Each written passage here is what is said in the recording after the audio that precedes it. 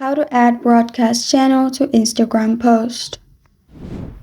Hi everyone, I'm here to assist you today. Without any delay, let's jump right in.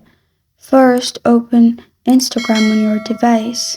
Then, click on plus button at the bottom. Then select post. Then select the image you want to post. In here, you can add audio, text. If not, press on next. After that, in here, you will find tag channel option. Click on tag channel. And at the bottom, you will find channels available. Click on it and then press on done. After that, press on share at the bottom. And this is how to add broadcast channel to Instagram post. Thank you for joining me today. If this video helps you out, please leave a like and subscribe for more. Got a question or want to suggest a topic? Comment below. Thank you for watching.